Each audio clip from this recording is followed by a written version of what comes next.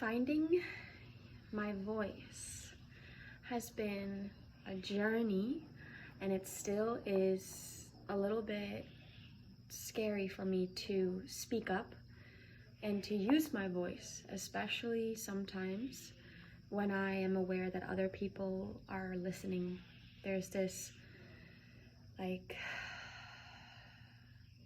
questioning, I guess, of my own power or my validity, or like, do I have the right to speak? And I will be honest that this is right now in this moment revealing to me this moment that I had where I wanted to speak and say something, but this authority figure, an adult, was yelling to me with a loud voice, really loud, sit down and shut the fuck up. Sit down and shut the fuck up is what he yelled to me and my brother.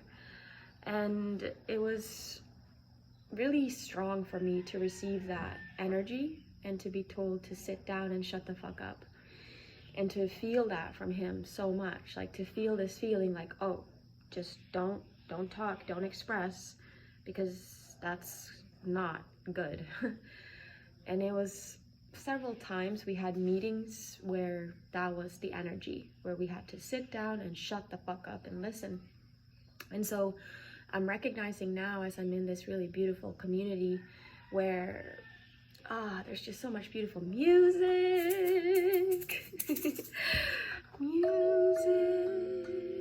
So many beautiful jams and like opportunities to sing and share our voices, open up our voices. And I noticed that there's like a block around it for me, or a fear, because I have this there's like this thing that I'm feeling in my body. It's like this imprint that it's not safe to do that. And I'm not limited by this. I'm simply grateful for the awareness that, that I'm able to be aware of it and not let it be something that holds me back. But to be truthful with you, it's a little bit sad sometimes, or I feel there's a part of me that sometimes feels sad around it, because there are so many times when I feel this energy that wants to express through me and speak through me, sing through me, dance through me, all these different things, but I hold myself back. And I think to myself that I should just sit down and be quiet and let other people shine. But the beauty of this life is that when we all shine more. So like when you shine bright, I shine brighter. And we never take away anybody's light by us shining our light. In fact, we enhance everybody else's light. So this story that I've had of like, oh yeah, I'm not someone that gets in the middle and shares. I'm not someone that speaks in a big group. Definitely not. I'm not someone that gets my voice heard. It's a story.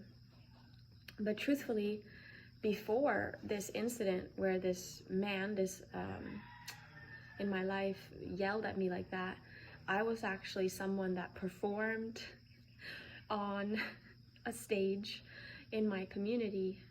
I would sing, I would dance, I would freestyle, sing and dance and do like a show for people in my community. This was when I was a lot younger, like 6, 7, 8. And it was so much fun, and I loved it. And it's kind of a big part of who I am. But I noticed that there's this part has been shut down and suppressed and made to feel unsafe to come out. And so me speaking this right now is just helping me to,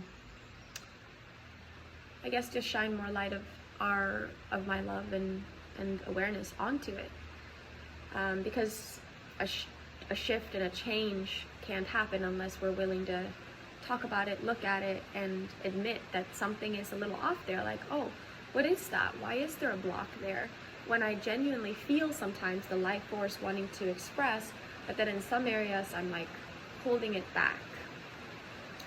And it's it's of course okay to like not express, but sometimes I genuinely feel like there's a big part of me that wants to express and sing, but then that gets cut off.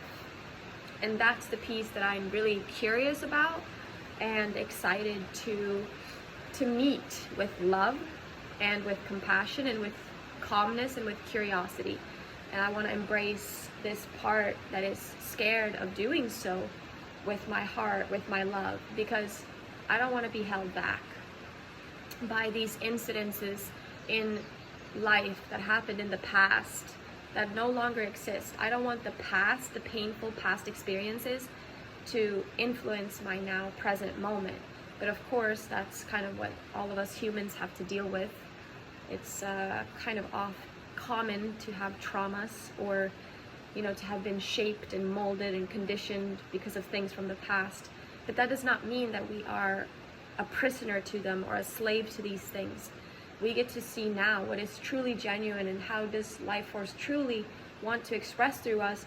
And if we're aware of any sort of block or limitation or something there, like a belief or something, or a trauma or a pain or a wound, then we owe it to ourselves actually to take a look at it and to feel it and to breathe through it and to heal it, and to heal it by being vulnerable, really, and by sometimes just taking action, and even when there's might be fear. But the way that we can take action, the way that I can take action, is by at least having the awareness of this part that is afraid, but then embracing it with love and like understanding more why it is afraid, and then tracing it back to this initial memory of this time when this man yelled at me, told me to sit down and shut the fuck up, and how that impacted me, how that like scared, like I feel it, I felt it in my body. It's like that book, The Body Keeps the Score. The body does keep the score. And some things have impacted me more than other things. And that was one thing that really impacted me, because I was not used to being yelled at. That's not something that I was used to. And so it shocked my system, and it was like, whoa, I gotta sit down and shut the fuck up. Wow.